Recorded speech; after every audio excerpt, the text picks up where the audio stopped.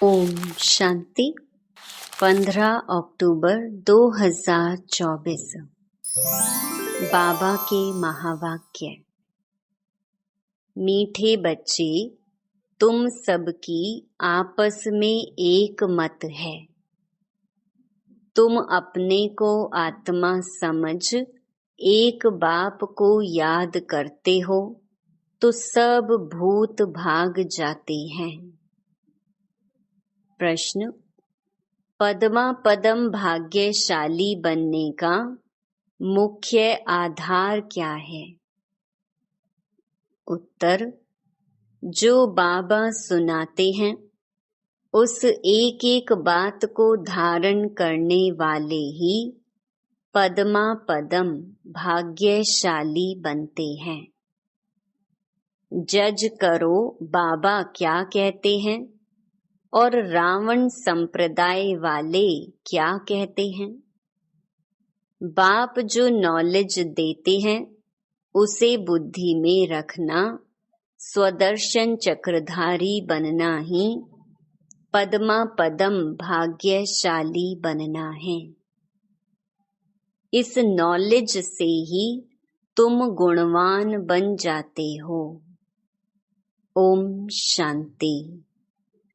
रूहानी बाप, अंग्रेजी में कहा जाता है स्पिरिचुअल फादर। सतयुग में जब तुम चलेंगे तो वहाँ अंग्रेजी आदि दूसरी कोई भाषा तो होगी नहीं। तुम जानते हो सतयुग में हमारा राज्य होता है, उसमें हमारी जो भाषा होगी वही चलेगी। फिर बाद में वह भाषा बदलती जाती है। अभी तो अनेकानेक भाषाएं हैं। जैसा जैसा राजा वैसी वैसी उनकी भाषा चलती है। अब यह तो सब बच्चे जानते हैं। सब सेंटर्स पर भी जो बच्चे हैं उनकी है एक मत।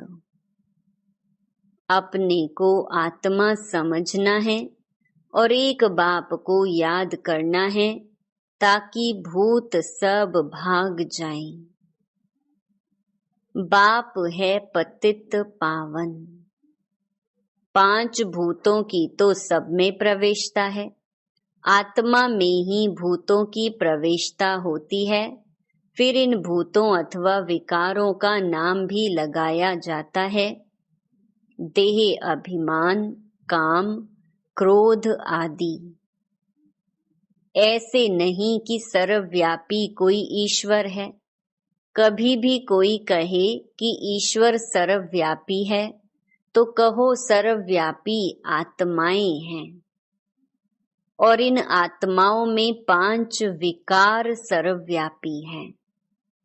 बाकी ऐसे नहीं कि परमात्मा सर्व में विराजमान है। परमात्मा में फिर 5 भूतों की प्रवेशता कैसे होगी? एक एक बात को अच्छी रीति धारण करने से तुम पद्मा पदम भाग्यशाली बनते हो।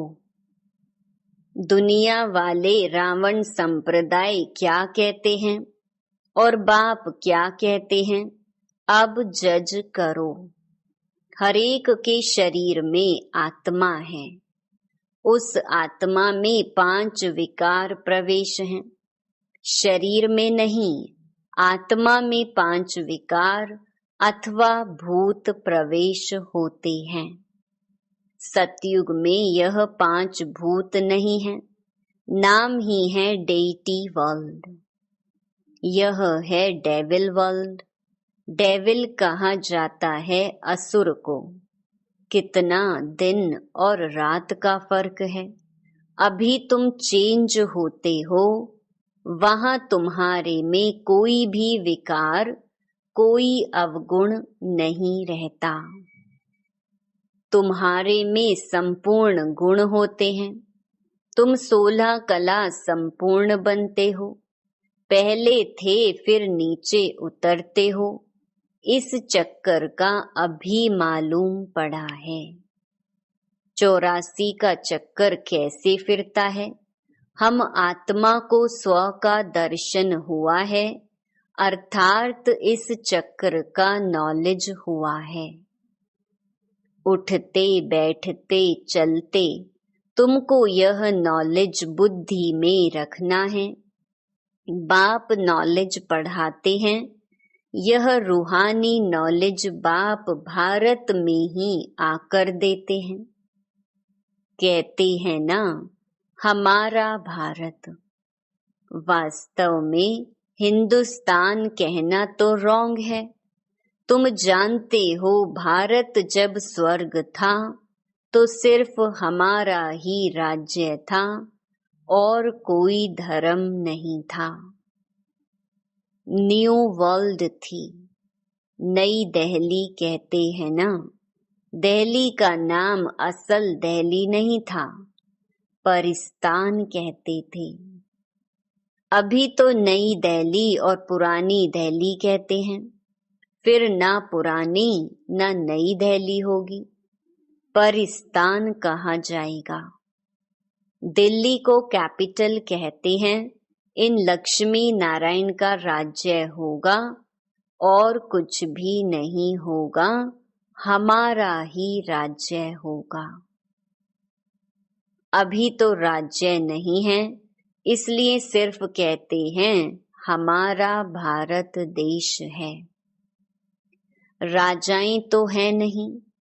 तुम बच्चों की बुद्धि में सारा ज्ञान चक्कर लगाता है। बरोबर पहले पहले इस विश्व में देवी देवताओं का राज्य था और कोई राज्य नहीं था। जमुना का किनारा था, उसको परिस्तान कहा जाता था। देवताओं की कैपिटल दिल्ली ही रही है तो सभी को कशिश होती है। सबसे बड़ी भी है, एकदम सेंटर बीच है। मीठे मीठे बच्चे जानते हैं पाप तो जरूर हुए हैं, पाप आत्मा बन गए हैं। सतयुग में होते हैं पुण्य आत्माएं। बाप ही आकर पावन बनाते हैं, जिसकी तुम शिव जयंती भी मनाते हो। अब जयंती अक्षर तो सबसे लगता है, इसलिए इनको फिर शिवरात्रि कहते हैं। रात्रि का अर्थ तो तुम्हारे सिवाय और कोई समझ न सके। अच्छे अच्छे विद्वान आदि कोई भी नहीं जानते कि शिवरात्रि क्या है, तो मनावें क्या। बाप ने समझाया है रात्रि का अर्थ क्या है। यह जो 5000 वर्ष का चक्र है, उसमें सुख और दुख का खेल है। सुख को कहा जाता है दिन, दुख को कहा जाता है रात। तो दिन और रात के बीच में आता है संगम। आधा कल्प है सोझरा, आधा कल्प है अंधियारा। भक्ति में तो बहुत तीक तीक चलती है। यहाँ है सेकंड की बात। बिल्कुल इजी है, सहज योग। तुमको पहले जाना है मुक्ति धाम, फिर तुम जीवन मुक्ति और जीवन बंध में कितना समय रहे हो, यह तो तुम बच्चों को याद है, फिर भी घड़ी घड़ी भूल जाते हो। बाप समझाते हैं योग अक्षर है ठीक, परंतु उन्हों का है जिस्मानी योग। यह है आत्माओं का परमात्मा के साथ योग। सन्यासी लोग अनेक प्रकार के हठ योग आदि सिखाते हैं तो मनुष्य मूंझते हैं। तुम बच्चों का बाप भी है तो टीचर भी है, तो उनसे योग लगाना पड़े ना। टीचर से पढ़ना होता है। बच्चा जन्म लेता है तो पहले बाप से योग होता है, फिर 5 वर्ष के बाद टीचर से योग लगाना पड़ता है। फिर वानप्रस्थ अवस्था में गुरु से योग लगाना पड़ता है। 3 मुख्य याद रहते हैं, वह तो अलग अलग होते हैं। यहाँ यह एक ही बार बाप आकर बाप भी बनते हैं, टीचर भी बनते हैं। वंडरफुल है ना। ऐसे बाप को तो जरूर याद करना चाहिए। जन्म जन्मांतर 3 को अलग अलग याद करते आए हो। सतयुग में भी बाप से योग होता है, फिर टीचर से होता है। पढ़ने तो जाते हैं ना, बाकी गुरु की वहां दरकार नहीं रहती, क्योंकि सब सदगति में हैं। यह सब बातें याद करने में क्या तकलीफ है? बिल्कुल सहज है। इनको कहा जाता है सहज योग। परंतु यह है अनकॉमन। बाप कहते हैं, मैं यह टेम्परेरी लोन लेता हूँ, सो भी कितना थोड़ा समय लेता हूँ। 60 वर्ष में वानप्रस्थ अवस्था होती है, कहते हैं 60 लगी लाठ। इस समय सबको लाठी लगी हुई है, सब वानप्रस्थ निर्वाण धाम में जाएंगे। वह है स्वीट होम, स्वीटेस्ट होम। उनके लिए ही कितनी अथाह भक्ति की है।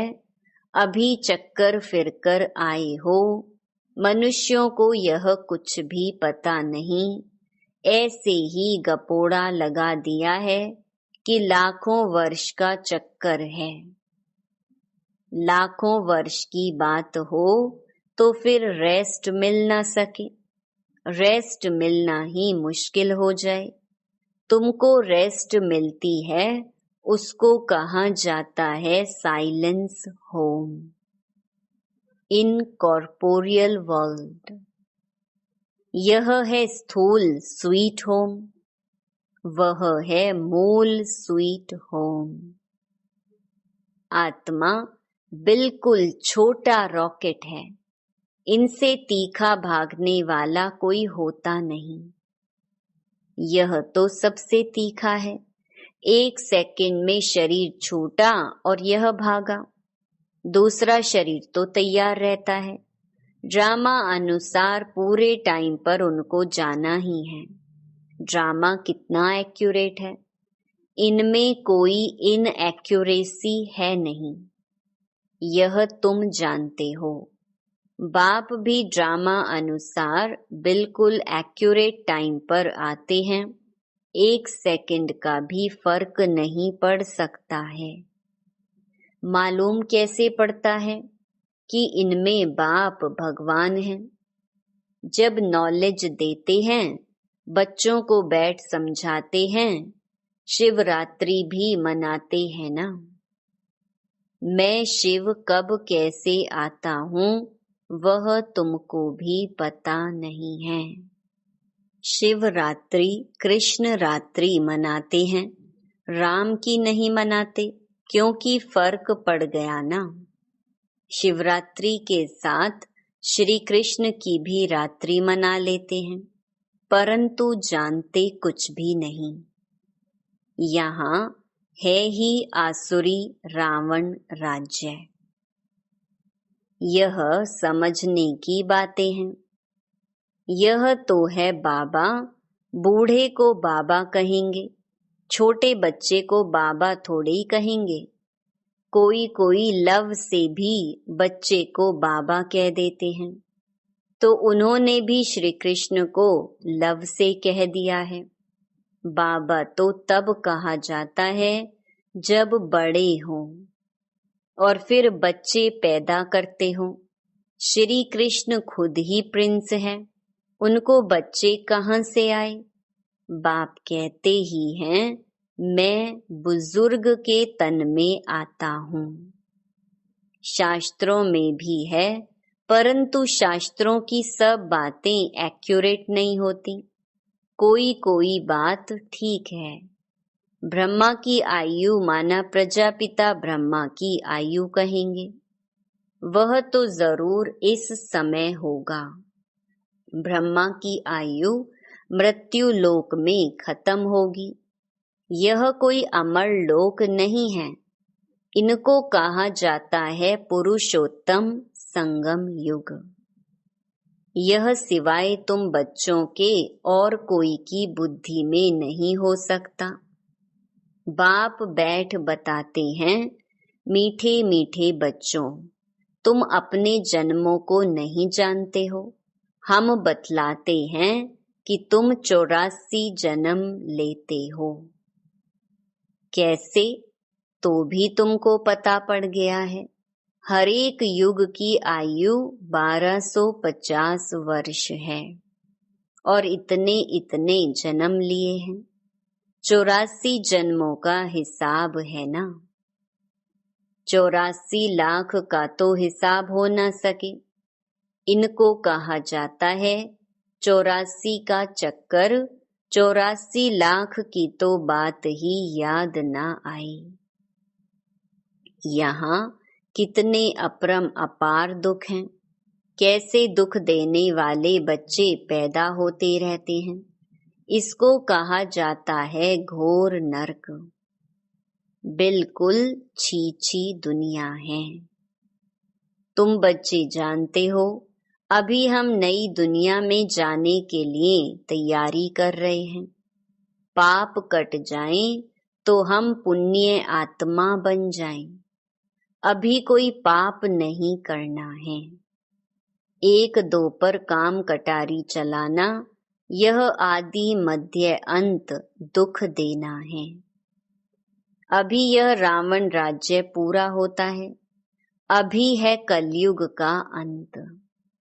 यह महाभारी लड़ाई है अंतिम। फिर कोई लड़ाई आदि होगी ही नहीं। वहां कोई भी यज्ञ रचे नहीं जाते। जब यज्ञ रचते हैं तो उसमें हवन करते हैं। बाप ने भी यह जो रुद्र यज्ञ रचा है, इसमें बच्चे अपनी पुरानी सामग्री सब स्वाहा कर देते हैं। अब बाप ने समझाया है, यह है रुद्र ज्ञान यज्ञ। रुद्र शिव को कहा जाता है। रुद्र माला कहते हैं ना। निवृत्ति मार्ग वालों को प्रवृत्ति मार्ग की रस्म रिवाज का कुछ भी पता नहीं है। वह तो घर बार छोड़ जंगल में चले जाते हैं। नाम ही पड़ा है सन्यास। किसका सन्यास? घर बार का। खाली हाथ निकलते हैं। पहले तो गुरु लोग बहुत परीक्षा लेते हैं, काम कराते हैं। पहले भिक्षा में सिर्फ आटा लेते थे, रसोई नहीं लेते थे। उन्हों को जंगल में ही रहना है। वहां कंद मूल फल मिलते हैं। यह भी गायन है। जब सतो प्रधान सन्यासी होते हैं तब यह खाते हैं। अभी तो बात मत पूछो, क्या क्या करते रहते हैं। इसका नाम ही है विशियस वर्ल्ड। वह है वाइसलेस वर्ल्ड।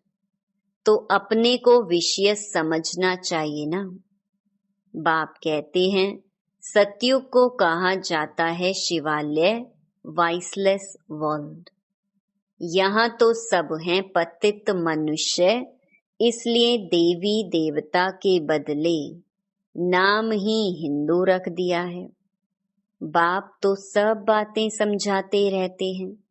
तुम असल में हो ही बेहद बाप के बच्चे।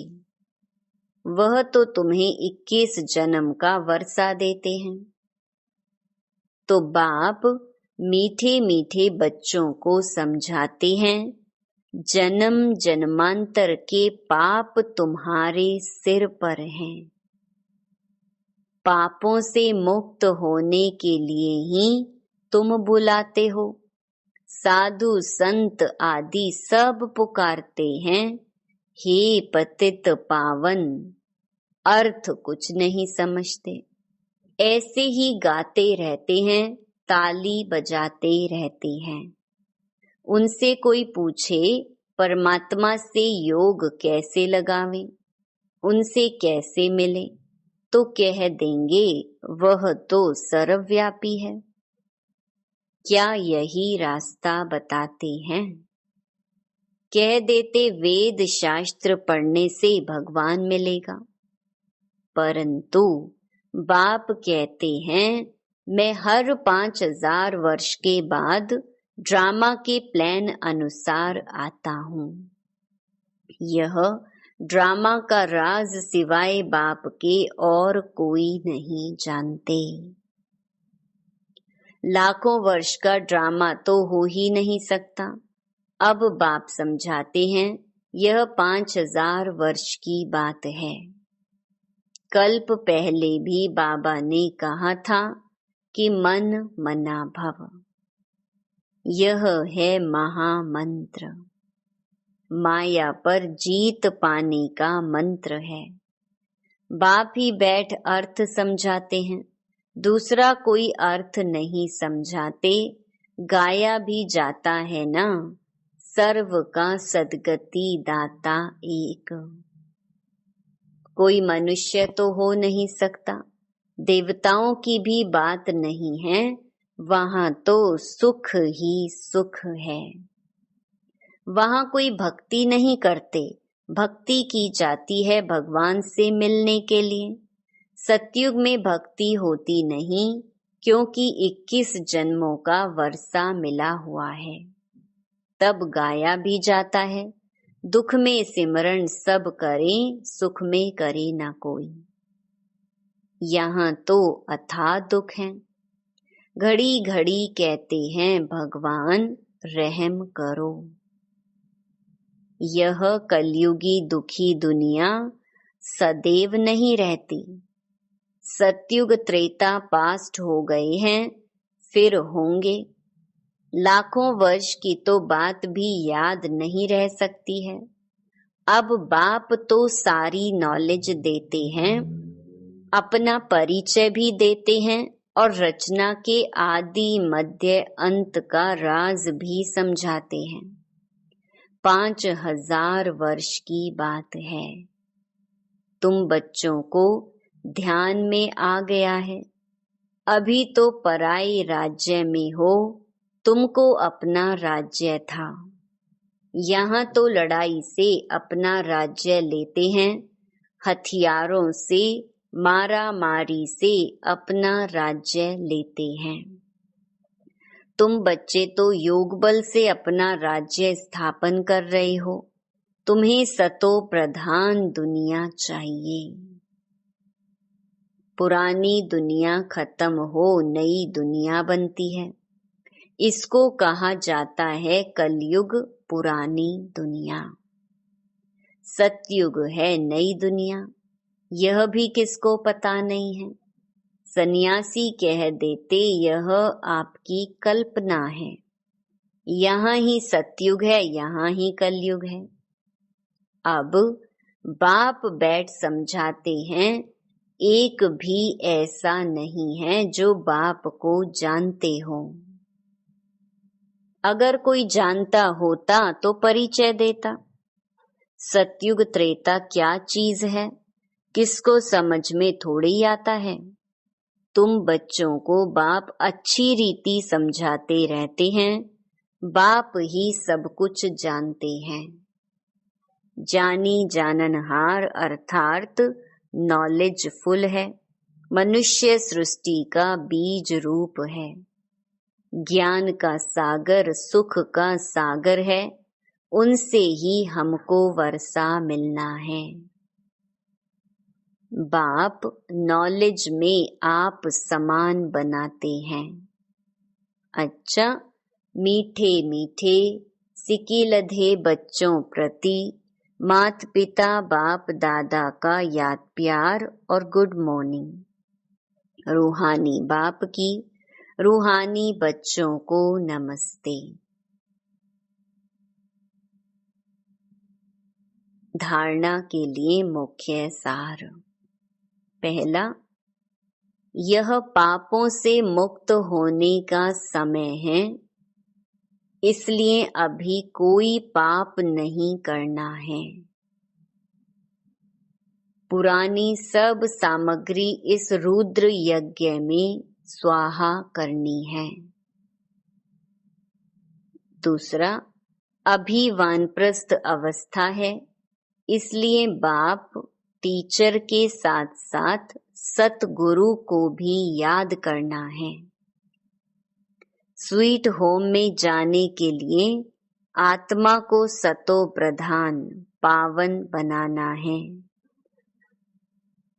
वरदान, अपनी सूक्ष्म कमजोरियों को चिंतन करके परिवर्तन करने वाले स्वचिंतक भव। सिर्फ ज्ञान की पॉइंट्स रिपीट करना, सुनना व सुनाना ही स्वचिंतन नहीं है, लेकिन स्वचिंतन अर्थात अपनी सूक्ष्म कमजोरियों को, अपनी छोटी छोटी गलतियों को चिंतन करके मिटाना, परिवर्तन करना, यही है स्वचिंतक बनना। ज्ञान का मनन तो सभी बच्चे बहुत अच्छा करते हैं, लेकिन ज्ञान को स्वयं के प्रति यूज कर धारणा स्वरूप बनाना, स्वयं को परिवर्तन करना, इसकी ही मार्क्स फाइनल रिजल्ट में मिलती हैं। स्लोगन, हर समय करन करावन हार बाबा याद रहे, तो मैंपन का अभिमान नहीं आ सकता। ओम शांति।